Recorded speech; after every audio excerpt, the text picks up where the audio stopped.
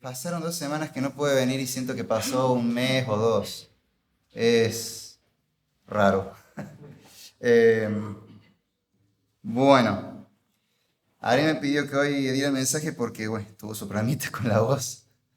Eh, Así que el mensaje de hoy va a ser bastante sencillo, algo que en lo que venía meditando en varios días. Y también un poco se dio en conversaciones con otras personas y surgió una reflexión y quería compartir eso con ustedes, que básicamente la esencia de la vida cristiana. ¿En qué, en qué consiste la vida cristiana? ¿Sí? El sermón de hoy trata sobre eso, de la esencia de la vida cristiana. En el seminario, cuando los estudiantes pasan por la materia del ejemplo misionero de William Carey y ven su vida y su legado y empiezan a hacer las tareas, siempre hay alguno que pone en la tarea, que cuando corrijo lo leo, a una referencia a lo importante que fue en la vida de Carey y lo importante que es en nuestras vidas, dos palabritas y que estén juntas esas, que vayan de la mano esas dos palabritas: ortodoxia y ortopraxis. ¿Sí? Ortodoxia, la idea de ser fieles a la palabra de Dios, a la sana doctrina, tal como nos la enseñaron los profetas y apóstoles en la Biblia, tal como fue preservada y transmitida. ¿Sí? Mantenernos fieles a eso, preservarlo y transmitirlo fielmente, ortodoxia. La sana doctrina, básicamente, hablando en el lenguaje que manejamos más nosotros. Y por otro lado, la ortopraxis, que sería practicarla correctamente. ¿Sí? Es, por un lado, la ortodoxia, que es la doctrina correcta, y la ortopraxis, que es la práctica correcta de esa doctrina. Tienen que ir de la mano. Y la verdad que sí, es muy importante que estas dos cosas vayan de la mano. Usualmente escuchamos en el mundo, y lamentablemente a veces lo escuchamos también en boca de creyentes, influenciados por corrientes del mundo, esta idea del secularismo, de que hay que dividir entre lo religioso y lo secular, y no se tienen que entremezclar de ninguna manera. Y si bien es cierto que en la vida hay muchas áreas, distintas esferas de la vida, y cada una tiene su forma de manejarse, sus reglas y cierta independencia, aún así están relacionadas cada área de la vida. Somos la misma persona en todos lados, en cada cosa. No es que podemos dividirnos del todo y ser una cosa acá y otra cosa allá. Somos la misma persona en todos lados. Entonces realmente no podemos dividir del todo nuestras vidas. Y todas las áreas de la vida están interrelacionadas. Lo que hace que en realidad esta idea que plantea el secularismo, esta filosofía mundana y anticristiana, es totalmente inviable, no se puede llevar a la práctica, porque es imposible dividir al ser humano, desasociar una parte de la vida con otra. Lo podemos escuchar a veces, sobre todo cuando hay algún debate político, por ejemplo, cuando fue el tema del aborto y se plantea, bueno, ¿qué pasa si un médico por motivo de conciencia no quiere practicar el aborto? Y había gente que decía, bueno, no, pero él es primero médico y después cristiano. No podés hacer eso. No podés obligar a una persona a ir en contra de su conciencia. La misma Biblia incluso habla de eso. Lo llama pecado cuando uno va en contra de su conciencia. Y la verdad es que en realidad nosotros somos primeramente hijos de Dios. Y aparte de ahí somos todo lo demás. Todo lo demás está permeado, empapado de nuestra fe en Dios y en el Evangelio. Realmente no podemos dividir nuestra vida, y nuestra fe afecta a todo nuestro ser. Y si vemos en la palabra de Dios, desde el Génesis hasta el Apocalipsis, lo que Dios enseña tiene que ver también con cosas que afectan a todos los aspectos de la vida. En la ley de Dios a sus mandamientos, sus leyes, sus estatutos, sus decretos, tienen que ver no solamente con nuestra relación con Dios, sino también con nuestra relación con el prójimo, con nuestra vida en sociedad. Los preceptos de Dios regulan tanto la vida religiosa como la vida social.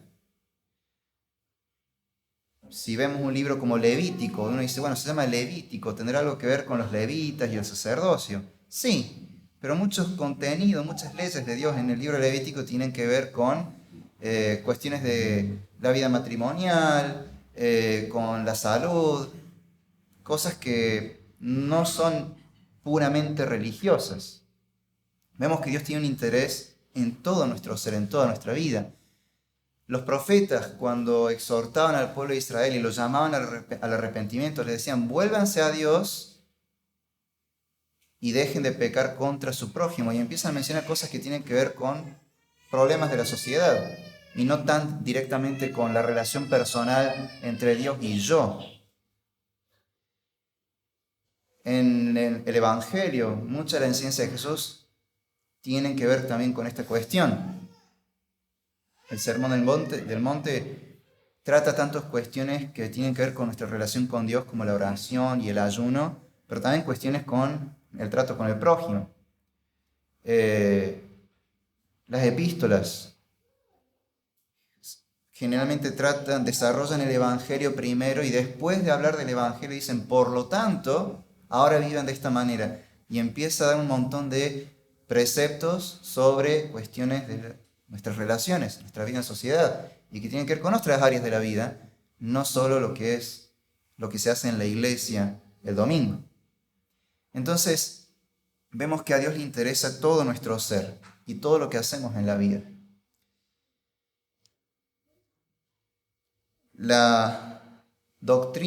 Profesar la doctrina correcta implica también llevar adelante una vida correcta. No es bíblico que una persona diga ser cristiana, pero no viva cristianamente. Y a veces escuchamos personas que dicen, conozco gente muy buena, pero que no es creyente. Y conozco gente que es religiosa, pero es muy mala. Bueno, hay algo muy mal en esa gente religiosa. O no entendió la religión, no entendió la palabra de Dios y son hipócritas, o le falta madurar en la fe y empezar a poner en práctica lo que Dios manda. Necesitan rendir ciertas áreas de su vida ante el Señor y empezar a obedecer lo que el Señor dice sobre esos aspectos de su vida que dejan mucho que desear todavía. Cristo en cierta ocasión habló de esto mismo. En una de las veces que le tocó resumir la enseñanza de la Biblia, hizo hincapié en estas dos cosas, nuestra relación con Dios y nuestra relación con el prójimo. Así que vamos a leer en el Evangelio de Marcos, en el capítulo 12. Vamos a ir al Evangelio según Marcos, capítulo 12, los versículos 28 al 34.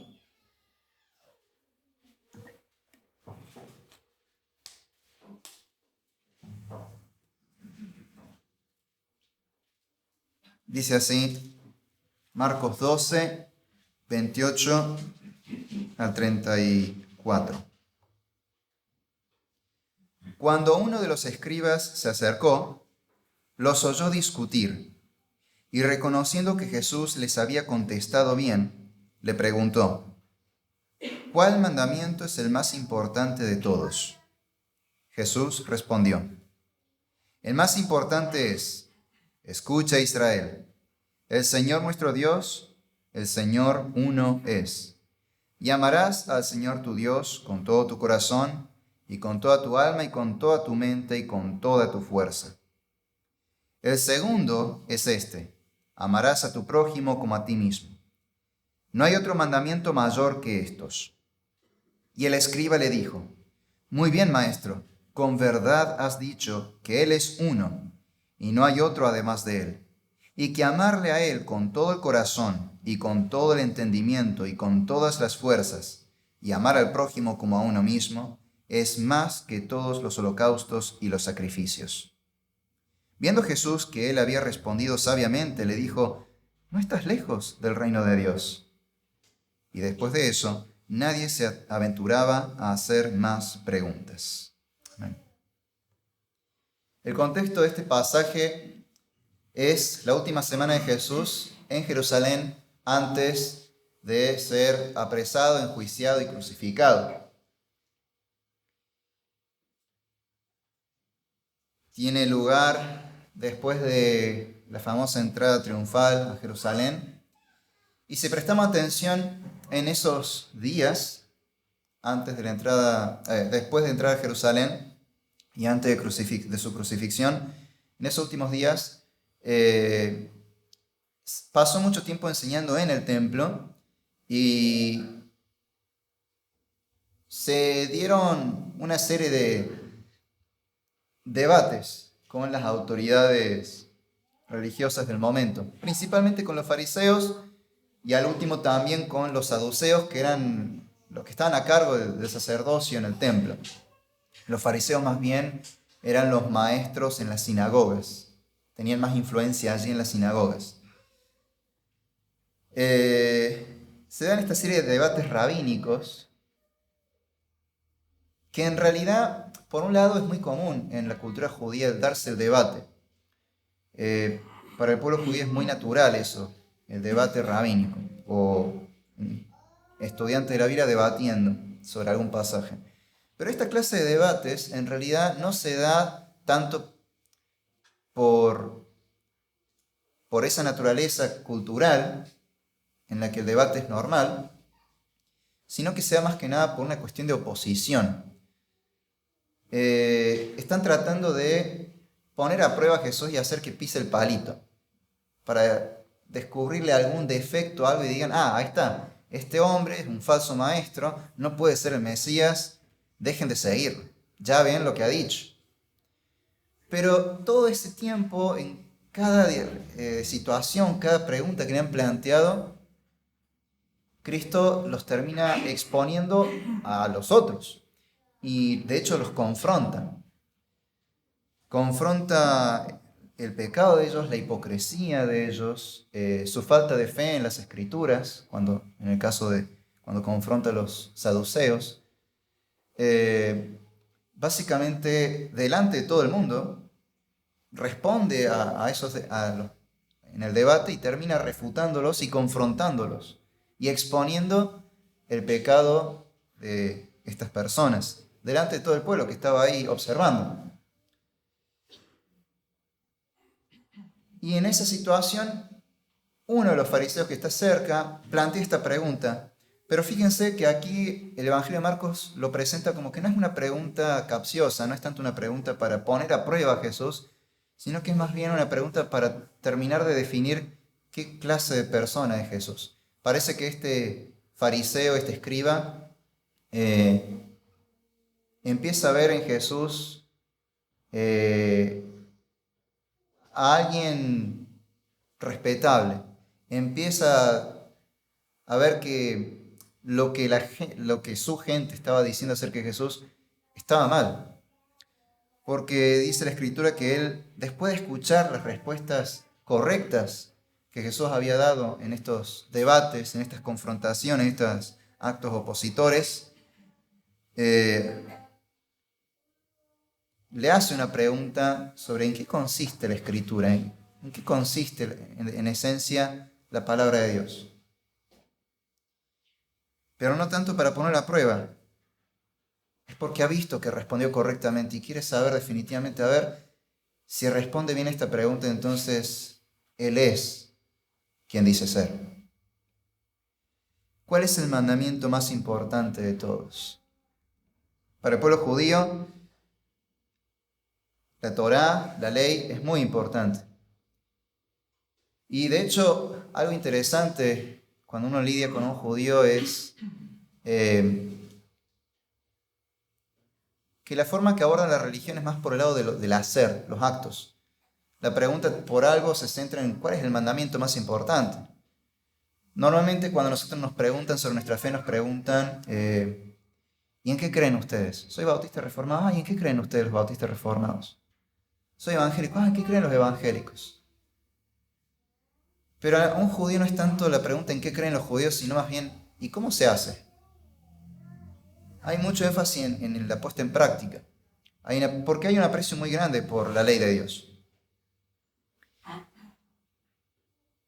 Entonces la pregunta es, ¿cuál es el mandamiento más importante? Y Cristo hábilmente lo lleva al corazón de la Escritura, a que vea cómo la ley de Dios en realidad apunta a una realidad que va más allá de solamente hacer, sino que la raíz de la ley es quién es Dios y qué es lo que Él ordena a nosotros, qué es lo que Él desea de nosotros, para qué nos ha creado, que es para que lo honremos. Y la forma de honrarlo es poniendo en práctica su palabra, obedeciéndolo al Señor. Dice en el versículo 29 al 31, esta respuesta del Señor: el más importante mandamiento es: escucha, Israel, el Señor nuestro Dios, el Señor uno es, y amarás al Señor tu Dios con todo tu corazón, con toda tu alma, con toda tu mente y con toda tu fuerza. El segundo es este: amarás a tu prójimo como a ti mismo. No hay otro mandamiento mayor que estos. Ese es el corazón, la esencia de la enseñanza bíblica. Toda la Escritura se resume básicamente en estos dos mandamientos. Y ahí Cristo está citando dos versículos de la ley. Primero cita Deuteronomio y después cita Levítico. Cita Deuteronomio 6, 4 y 5 y después cita Levítico 19, 18.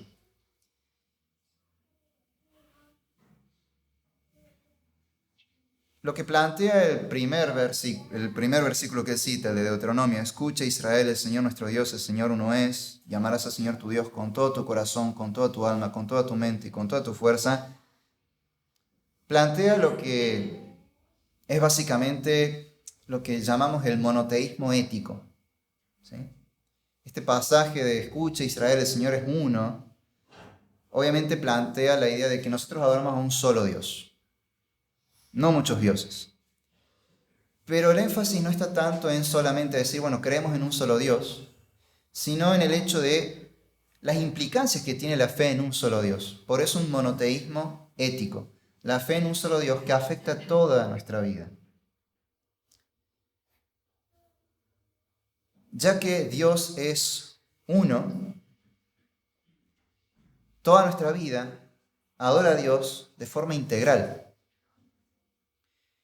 No podemos creer en Dios y actuar de una manera diferente a la de un creyente. Si creemos en Dios, actuemos en consecuencia. Si llamamos a Dios Señor, obedezcamos al Señor. Si creemos en un Dios que es santo, justo y amor, seamos santos como Él es santo. Andemos en justicia y amemos a nuestro prójimo.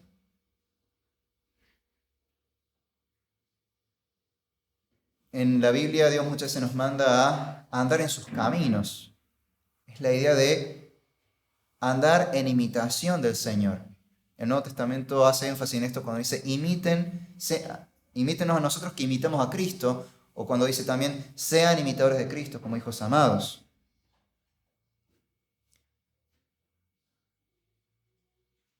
Nuestra fe en un Dios afecta a todo nuestro ser. Y esto tiene mucha importancia si uno lo ve en el contexto histórico en el que se encuentra. Es la enseñanza a un pueblo que cree en el único Dios verdadero y que es el único pueblo en ese momento que cree en el único Dios verdadero, porque los demás pueblos del mundo son paganos, son politeístas, son idólatras.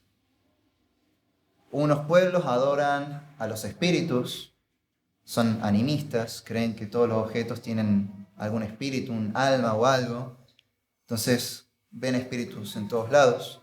Otros pueblos adoran muchos dioses. En ese entonces, en el contexto del Evangelio, estamos hablando de Israel bajo dominio romano. Los romanos tenían todo un panteón de dioses donde el más importante era Júpiter y después estaban todos los hijos de Júpiter, que eran muchos, porque era un dios bastante promiscuo. Entonces sus dioses eran muchísimos. Si pensamos hoy, eh, todavía hay países, pueblos que adoran muchos dioses. La India, por ejemplo, ya perdí la cuenta de cuántos son, pero iban por los, creo que, no me acuerdo si eran 3.000 o 3 millones, lo leí en algún lado, eran muchos, realmente, y cada vez crean un dios nuevo. No hace tanto vi que habían creado un nuevo dios para las nuevas tecnologías. Entonces, había nacido un nuevo dios. Y tenían su fiesta, su ritual, una cosa rara. Pero a nosotros también puede pasarnos que de pronto tengamos nuestros ídolos. Un amigo judío, precisamente, una vez caminábamos por el centro y él había estado en la sinagoga un ratito antes, habían estado hablando de la idolatría y dice, vamos a buscar casas de idolatría de ahora. Me llamó la atención porque podemos tener una linda charla sobre la idolatría y cómo hay formas de idolatría que hoy no son tan fáciles de reconocer. No es que, bueno, quizás no adoro una estatua, quizás no adoro a otros dioses, pero podemos tener otros ídolos, crear nuestros propios ídolos modernos. Si en la India se crean un dios nuevo para la tecnología, nosotros podemos hacer lo mismo. Calvino decía que nuestro corazón es una fábrica de ídolos. Y ni bien descubrimos un ídolo y lo destruimos, ya hay otro que está haciendo fila para ocupar su lugar. Y este amigo judío, mientras caminamos por el centro, dice, bueno, vamos a buscar casas de idolatría, a ver. Y mientras íbamos caminando identificaba, decía, eso podría ser un ídolo, eso podría ser un ídolo. En un momento pasamos frente a un local de celulares, no voy a decir la marca para no ofender a nadie, pero dice, ahí hay una casa de idolatría. Y sí, ¿cuántas veces uno pierde tiempo en el celular? Y no es que, a ver, el celular lo podemos usar para cosas importantes, para resolver una cuestión urgente, por cuestiones de trabajo, podamos leer la Biblia en el celular o leer un devocional o algo sobre el Señor, sobre su palabra. Pero la mayoría de las veces lo usamos para perder el tiempo. Eh, Básicamente sí se convierte en un ídolo. Yo lo veo en mis alumnos que no pueden retener la atención y tienen como una especie de síndrome de abstinencia cuando les quito el celular. Y hay estudios de tipo psicológico que han descubierto que sí, el celular se está convirtiendo en una nueva adicción. Básicamente un ídolo en términos bíblicos. En medio de todo eso, de un mundo que es politeísta, Dios le dice a su pueblo, solo hay un Dios y ustedes me adoran a mí. ¿Y por qué es importante esto? Porque cuando el ser humano tiene muchos ídolos, cuando el ser humano tiene ídolos, empieza su vida a fragmentarse. En la antigüedad era fácil verlo. Querías una buena cosecha y le rezabas y ofrendabas al Dios de las lluvias. Querías tener hijos y le rezabas y ofrendabas a la diosa de la fertilidad. Querías triunfar en la guerra y le rezabas al Dios de la guerra.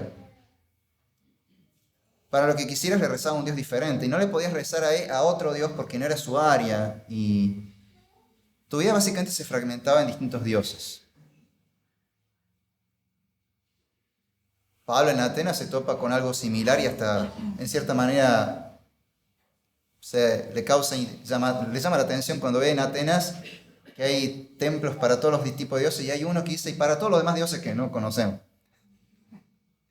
Para no errarle, por las dudas. Y a veces conocemos gente que hoy que trata de quedar bien con todas las religiones, por las dudas le erro a alguno, ¿viste? Si no entro al cielo por un lado, entraré por el otro. Pero eso afecta después la vida práctica, porque la vida se empieza a fragmentar en cada uno de esos ídolos. en la devoción que se le debe a cada uno de esos ídolos.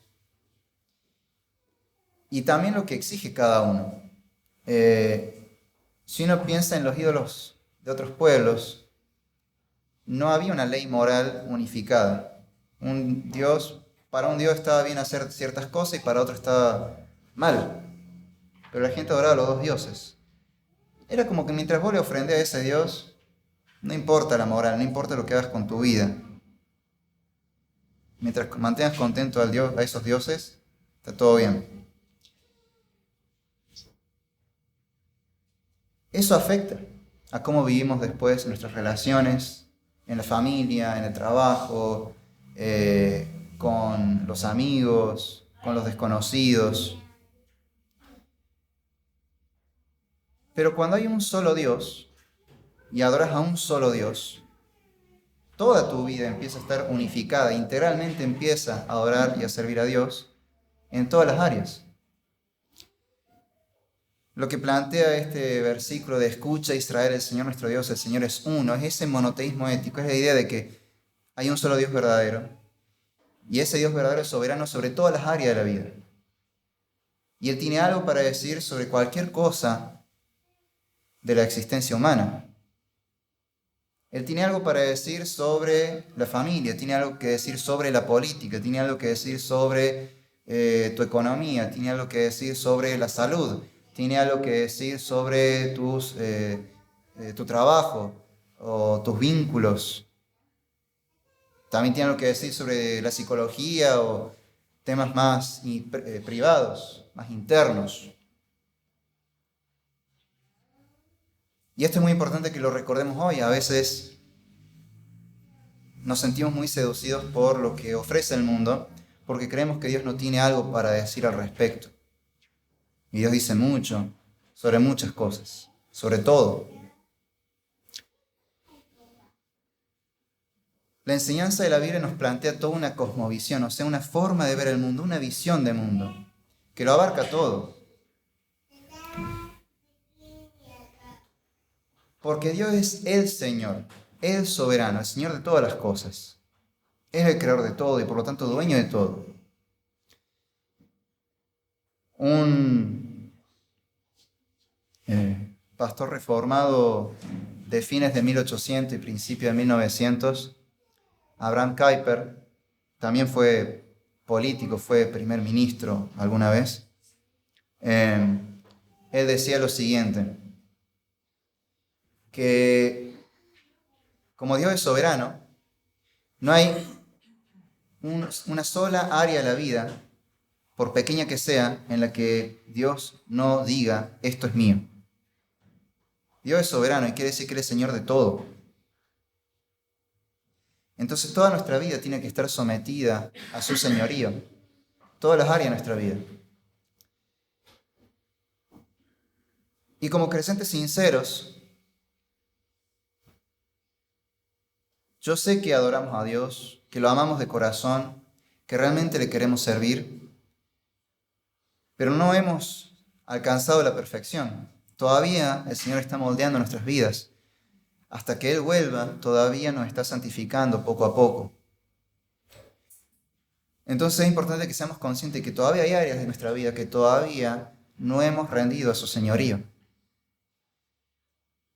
Pero Dios reclama su señorío sobre esas áreas de nuestra vida. Y tenemos que examinarnos y humillarnos y someternos y rendirnos al Señor. Entonces, este versículo de la ley de Dios, escucha Israel, el Señor nuestro Dios, el Señor es uno, también es para nosotros. Escucha, iglesia, el Señor es uno. Y porque Él es uno, Él gobierna sobre toda nuestra vida. Porque Dios es uno, amarás al Señor tu Dios con todo tu corazón y con toda tu alma y con toda tu mente y con toda tu fuerza. Esto quiere decir que adoramos a Dios tanto en lo íntimo, en lo privado, pero también con todo nuestro ser, con todo lo que hacemos en la vida. No solamente con nuestros sentimientos y emociones, también con nuestra razón, también con lo que hacemos en la vida diaria. Es una adoración integral al único Dios verdadero. Y por lo tanto, eso tiene repercusiones sobre nuestra relación con el prójimo. Nuestra devoción a Dios también tiene que reflejarse en nuestro amor al prójimo. Por eso Cristo después cita este segundo versículo: amarás a tu prójimo como a ti mismo. Y es interesante que cite este versículo, porque ese versículo que está en Levítico 19 está en un capítulo que en realidad habla de muchos temas muy variados. Vamos a ir un segundito a Levítico 19.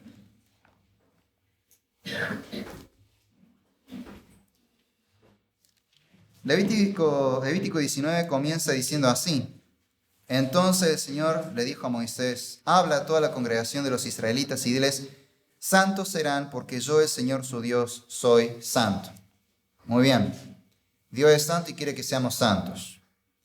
Pero ¿en qué consiste la santidad? ¿Cómo pongo en práctica la santidad? Y lo que sigue es básicamente eso: ¿cómo es que vivimos la santidad? Y hay muchos temas variados. Por leer algunos versículos, le damos a algunos de los que siguen. Cada uno de ustedes ha de reverenciar a su madre y a su padre, en relación con nuestros padres. Guardarán mis días de reposo, algo netamente religioso, reunirnos en un día consagrado al Señor para adorar al Señor, para orar, para alabar juntos como pueblo, para escuchar su palabra, lo que estamos haciendo hoy. Yo soy el Señor su Dios. No se vuelvan a los ídolos, ni hagan dioses de fundición. Yo soy el Señor su Dios. Ok, idolatría, prohibición de la idolatría, tiene algo que ver con mi relación directa con Dios. Cuando ofrezcan un sacrificio de ofrenda de paz al Señor, ofrezcanlo de tal manera que sean aceptos.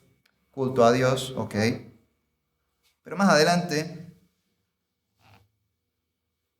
empieza a hablar en el versículo 11 empezando en el 9, en el versículo 9 habla de el campo. Cuando ciegues o coseches la cosecha de tu tierra. Y habla de lo que Dios quiere sobre la vida de campo, de lo que hacemos con el fruto de nuestro trabajo. Que esto, bueno, tiene que ver con el campo porque la actividad principal del pueblo de Israel era la agricultura y la ganadería. No es tan distinto a nuestro país. Pero podemos aplicarlo al principio en cuestiones del trabajo. Honrar a Dios con el fruto de nuestro trabajo. Versículo 11, no hurtarán. Ya de vuelta volvemos a hablar de honrar a Dios y ser santos en algo que tiene que ver con la relación con el prójimo y con la propiedad privada. No robar. No engañarán, no se mentirán unos a otros. No jurarán en falso, no oprimirán a su prójimo. El salario de un jornalero no le robarás, o sea, pagarle a un empleado en tiempo y forma. Políticas sociales laborales.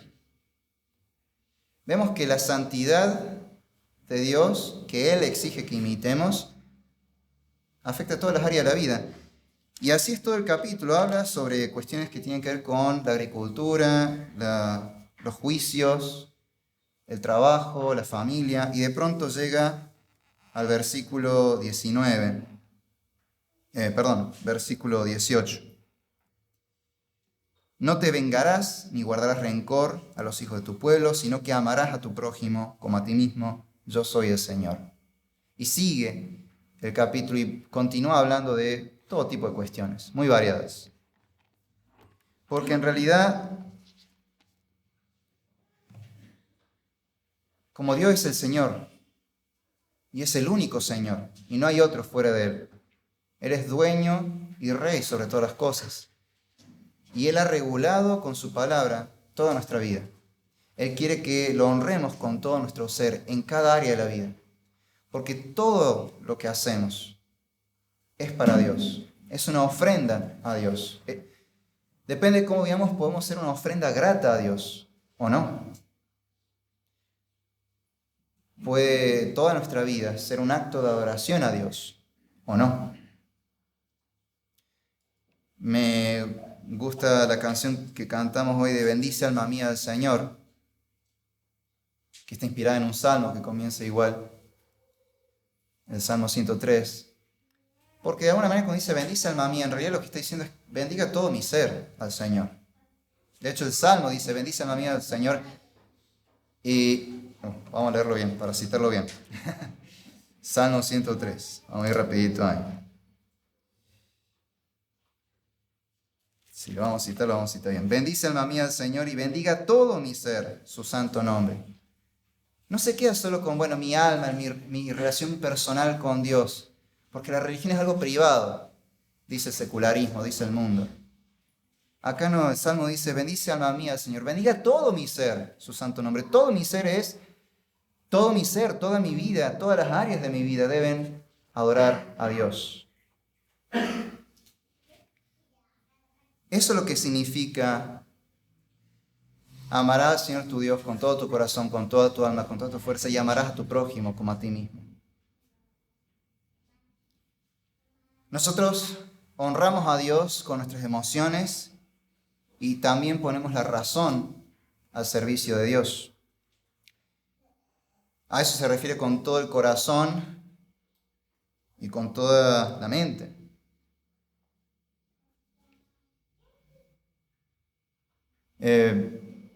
A veces como cristianos evangélicos modernos tendemos a caer en un error que me preocupa, que es cuando a veces somos tan fundamentalistas que está bien ser fieles, ir a la fuente y permanecer fiel al fundamento bíblico. No hay nada de malo en ese fundamentalismo, pero a veces abordamos mal nuestro fundamentalismo bíblico. A veces nos cerramos y pensamos que cualquier otra cosa que no sea Biblia es satánico. Y pensamos que quizás la ciencia es satánica. No, es que la ciencia está en contra de Dios. Los científicos son todos ateos, la mayoría son agnósticos. Y la verdad que en realidad no, la mayoría son creyentes. Es más, muchos de los premios Nobel son creyentes.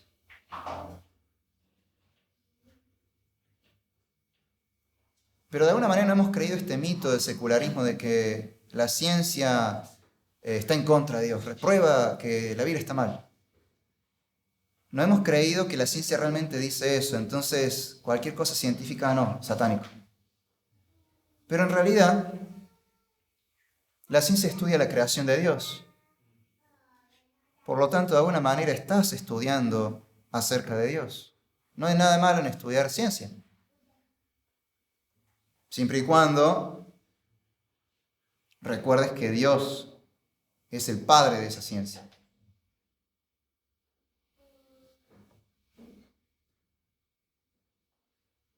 Es más, hay gente que ha llegado a la fe por medio de la ciencia. En cierta manera, más o menos mi testimonio también va por ahí.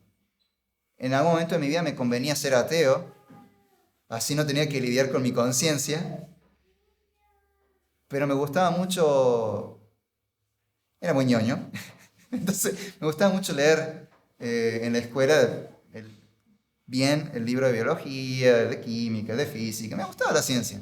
Después me fui tirando más por las ciencias sociales, pero cuando leía el libro de biología, me daba cuenta de que el mundo tiene un orden, tiene un diseño. Yo un punto que dije, hay demasiada evidencia que Dios existe, ¿no? Tengo dos opciones, o hago de cuenta que no leí esto nunca y sigo con mi vida, o me rindo.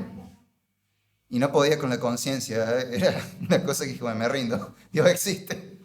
Y ahí empezaron mis problemas, porque si Dios existía, era, bueno, ¿y qué dice Dios al respecto sobre mi vida? Y básicamente era fácil mientras Dios no estuviera en la ecuación. Había que rendirse al señorío de Dios.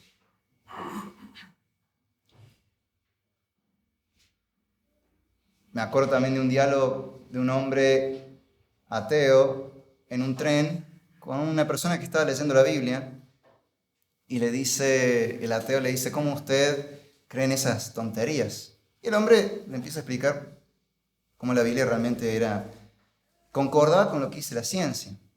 Fue una charla muy interesante, el ateo quedó muy interesado, tenía muchas preguntas y quería seguir hablando y dice, ¿cómo puedo contactarlo más adelante? Porque justo este hombre de la Biblia se iba a bajar la próxima parada. Y dice, bueno, le doy mi tarjeta. Cuando lee la tarjeta, ¿quién era con quien había hablado? Con Luis Pasteur. Les puede sonar por la pasteurización o la leche pasteurizada. Luis Pasteur, un científico, creyente, leyendo la Biblia en el tren, diciéndole a un ateo, en realidad la ciencia concuerda con la Biblia. Se puede ser científico y creyente. No satanicemos el conocimiento. Y es interesante porque la Biblia nos exhorta a ser estudiosos, no solo de la palabra de Dios, sino de todas las cosas. E históricamente el pueblo de Dios, en sus distintas etapas de la historia, ha fomentado la educación. El pueblo judío es conocido como el pueblo del libro, y era raro que hubiera...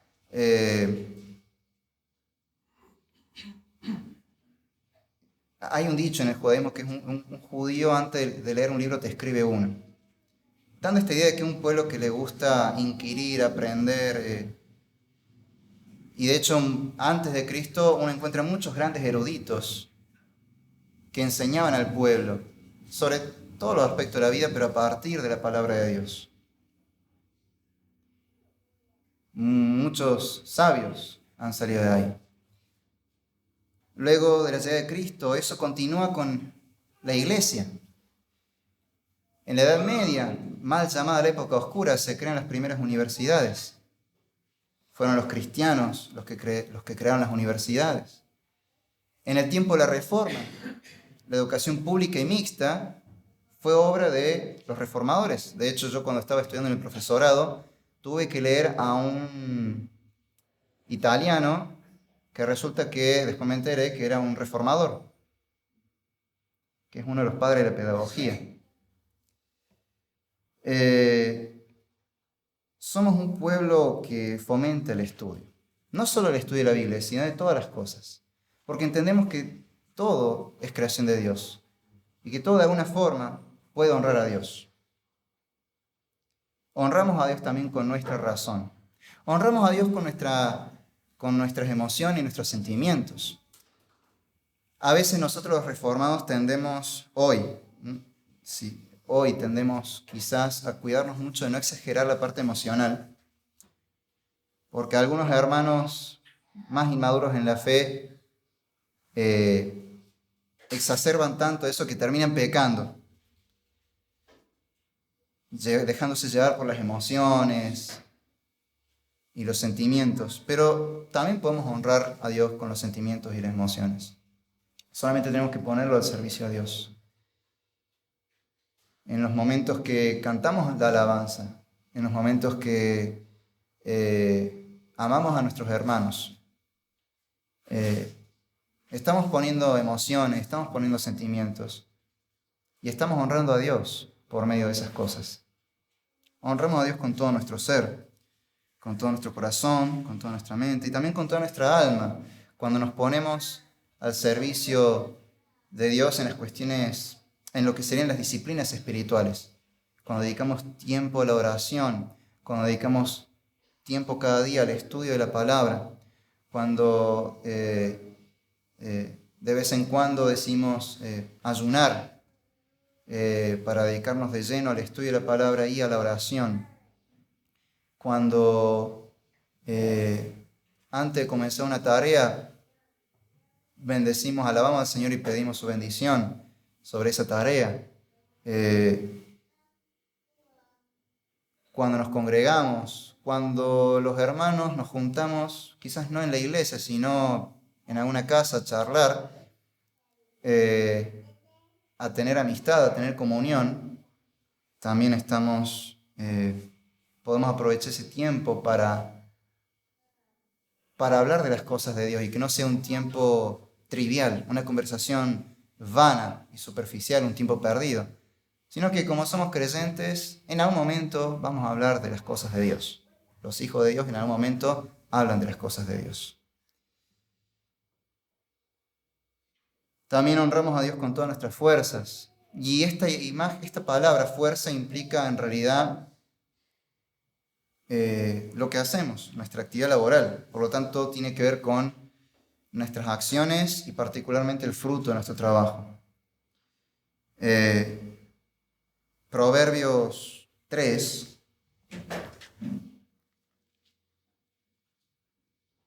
nos explica esta palabra de cómo se honra a Dios con todas nuestras fuerzas. Proverbios 3, versículos 9 y 10, dice: honra al Señor con tus bienes y con las primicias de todos tus frutos. Entonces tus graneros se llenarán con abundancia y tus lagares rebosarán de vino nuevo. Honra al Señor con tus bienes. Está hablando principalmente acá de los diezmos y las ofrendas que el pueblo llevaba al templo.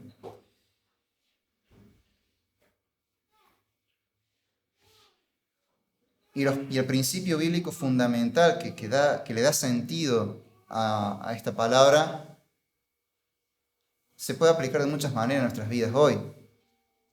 Si trabajamos con excelencia, con responsabilidad, estamos honrando a Dios. Si apartamos todos los meses una porción de nuestro dinero para darlo al pueblo de Dios para que continúe la obra, para sostener esta iglesia y para las necesidades que surgen, estamos honrando a Dios. Estamos honrando a Dios con todas nuestras fuerzas al usar nuestros bienes para el Señor. Usamos nuestros bienes para honrar al Señor de muchas maneras, incluso de formas más sutiles tal vez. Cuando ayudamos a alguien a venir a la iglesia, decimos: te paso a buscar, no tenés cómo llegar, yo te paso a buscar y te llevo a la iglesia. O cuando un hermano está en una necesidad y en una urgencia y le decimos: estoy para lo que necesites, y de alguna forma usamos nuestros bienes para ayudarlos. Me acuerdo la primera vez que mi padre tuvo el ataque al corazón, hace ya varios años. Me llamó la atención como varios hermanos de inmediato me dijeron: si necesitan comida, les cocinamos. Claro, porque uno está tanto tiempo en el hospital preocupado que no tiene tiempo de hacer otra cosa. Y llegas a casa cansado después de estar 2 horas en el hospital con hambre y no tenés fuerza para ponerte a cocinar. Y fue lindo, nunca lo había vivido. Había oído hablar de ese tipo de cosas, pero no había pasado de experimentarlo en mi vida. Y fue lindo sentir a Dios cerca a través de los hermanos con algo tan sencillo como decir: si necesitan, no sé, comida, yo les cocino.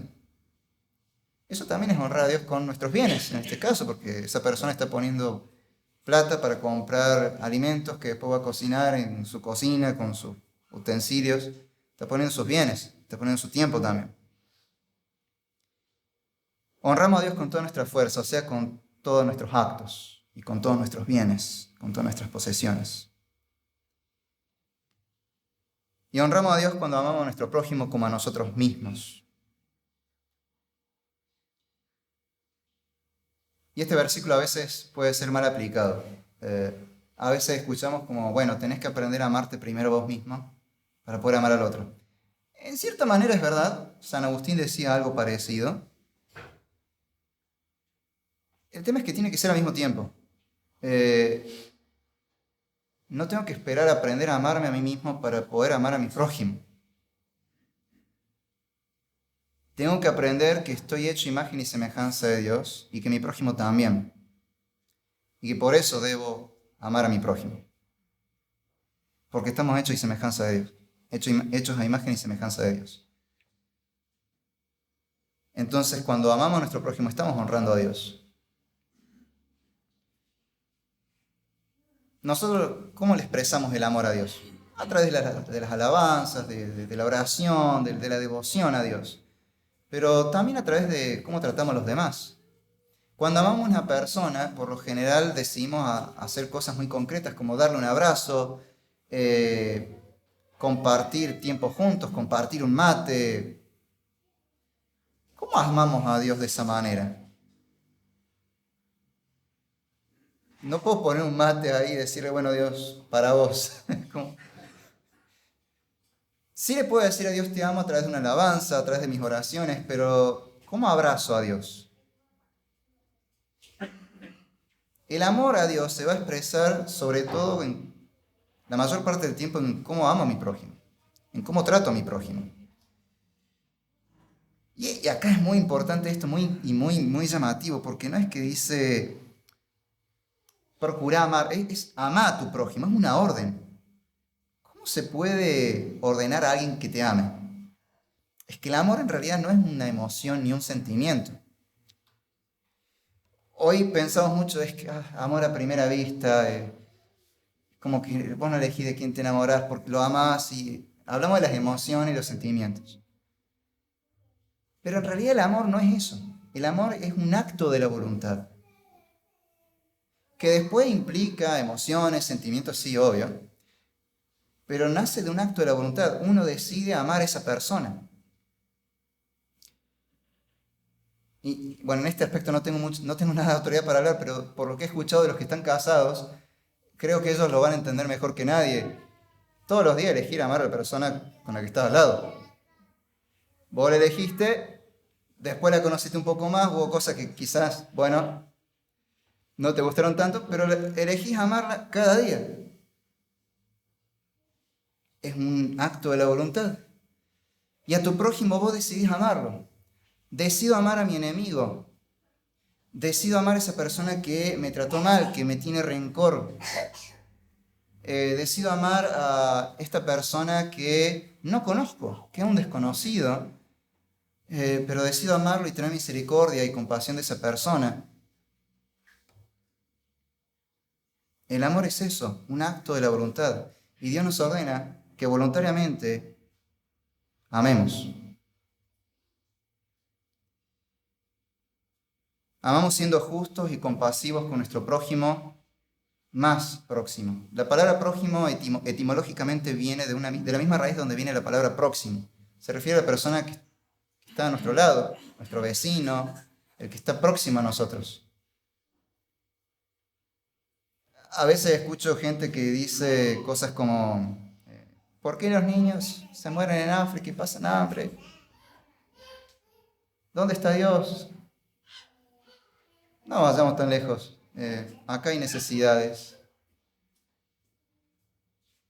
Ayudemos a los prójimos que tenemos más cerca. Hay famosos que adoptan niños del África. Bueno, ellos pueden hacerlo. Pero nosotros podemos hacer cosas parecidas acá.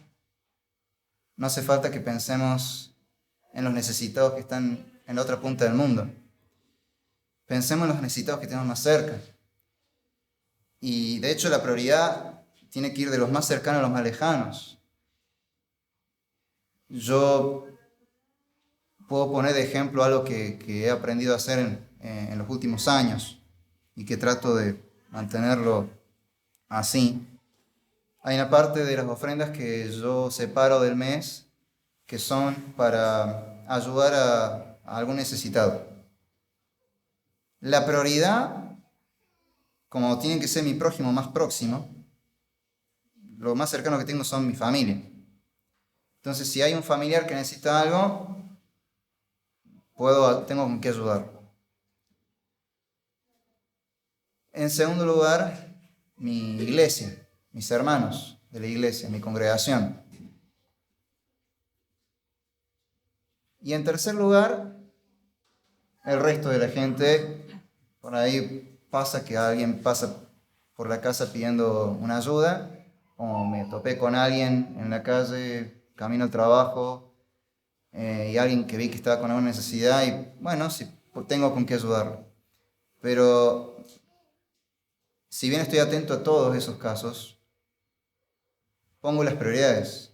los necesitados más cercanos y luego los más lejanos. Y es que en realidad la Biblia nos enseña eso. Si se acuerdan en 1 Timoteo cuando se habla del tema de las viudas, dice, bueno, el que tenga viudas en su familia, ayude primero a las de su familia. La iglesia después podrá encargarse de las que no tienen familia. Pero si hay alguna viuda que tiene familia, que sus familiares se ocupen de ella. Ellos tienen el deber bíblico de ocuparse de su prójimo, y el primero que tienen ahí es la viuda en la familia.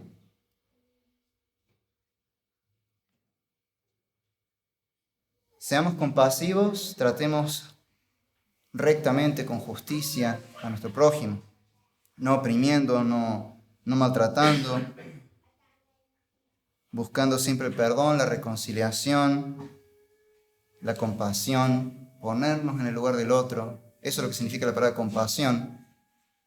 Cuando siento lo que el otro siente porque me pongo en sus zapatos.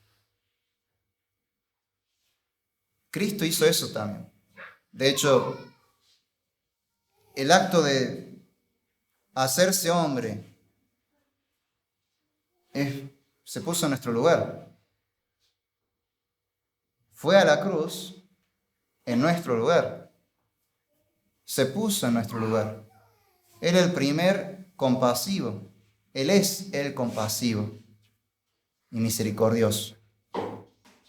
Y porque Cristo tuvo gracia de nosotros y nos perdonó y nos salvó aunque no lo merecíamos, nosotros ahora también debemos tener gracia con nuestro prójimo.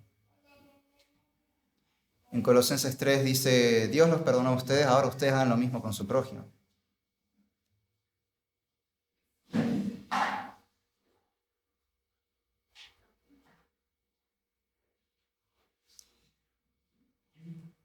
Ahora, todo esto que Cristo responde es algo que Dios le ordena a su pueblo. No es algo que se le ordena a una persona, a un individuo. Se le ordena a todo el pueblo. Y es que nuestra fe se vive en el contexto de un pueblo. El secularismo nos dice, queriendo engañarnos, que la religión es algo personal, algo privado, algo del fuero íntimo, algo entre Dios y yo. Y en realidad no es así, porque es algo entre sí, Dios y yo, pero también Dios y un pueblo. Nosotros no podemos aprender a poner en práctica todas estas cosas si no es en el contexto del pueblo de Dios, en el contexto de la iglesia. La iglesia es importante en nuestro caminar cristiano porque es la iglesia la que nos enseña todas estas cosas y es la que nos enseña también a ponerlo en práctica. ¿Cómo aprenderemos a ponerlo en práctica si no tenemos quien nos corrija? O si no tenemos el ejemplo de otros que lo hacen. El libro de Hebreos por eso dice que no dejemos de congregarnos, sino que nos demos aliento unos a otros y nos exhortemos unos a otros. Congregarnos es importante para poder enseñarnos mutuamente cómo se camina en la fe, cómo se vive la palabra de Dios. Colosenses 3:16 también dice que la palabra de Dios debe abundar en nosotros. ¿Cómo? Exhortándonos, corrigiéndonos, enseñándonos unos a otros, para que de esa manera podamos alabar a Dios. Y también la iglesia es importante para el mundo, porque somos la luz y la sal de la tierra. Este mundo Dios lo preserva porque tiene a su pueblo obedeciendo su palabra y poniendo orden de alguna forma en el mundo. Un mundo que quiere fragmentarse en sus ídolos modernos.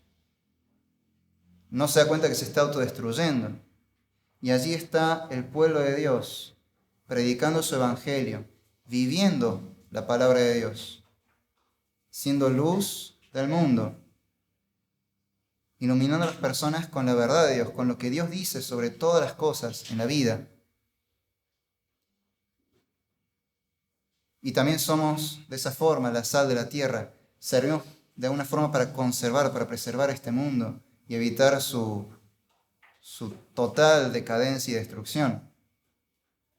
Si bien es cierto que tiene que haber una apostasía en el tiempo final, y la hay, al mismo tiempo el pueblo de Dios tiene que resplandecer con la luz de Dios. Y dice la palabra que la luz en las tinieblas resplandece, que las tinieblas no pueden prevalecer contra la luz. La luz es Cristo, la luz es su evangelio, y la iglesia es la lámpara que lleva esa luz. Pongamos en práctica esto.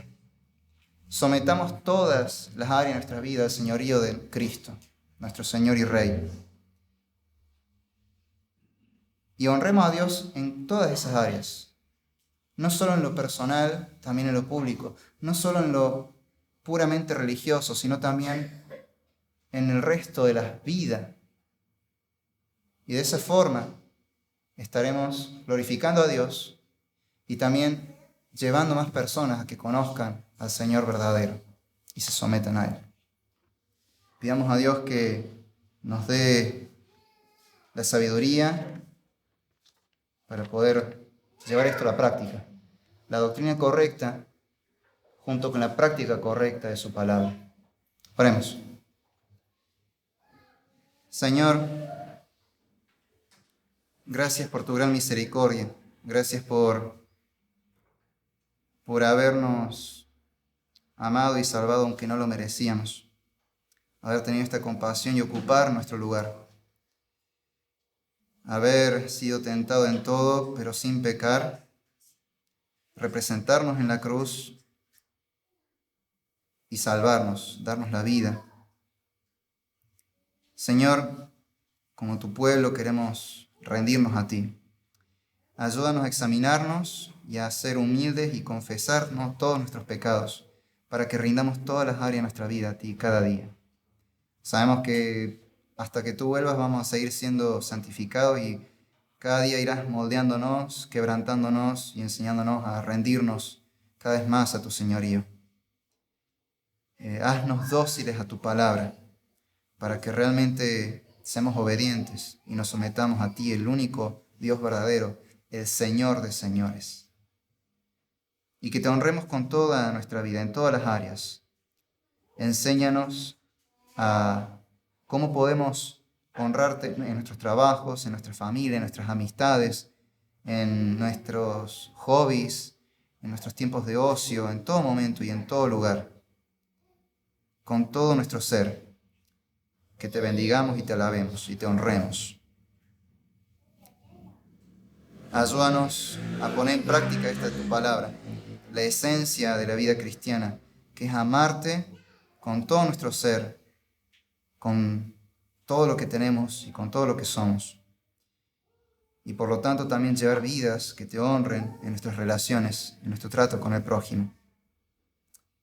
Señor, que podamos ser imitadores de Cristo como hijos amados, que podamos andar en tus caminos y emular tu vida, emular tus cualidades, ser imitadores de ti, Señor. Haznos más parecidos a Cristo. En el nombre de Jesús, oramos a ti. Amén.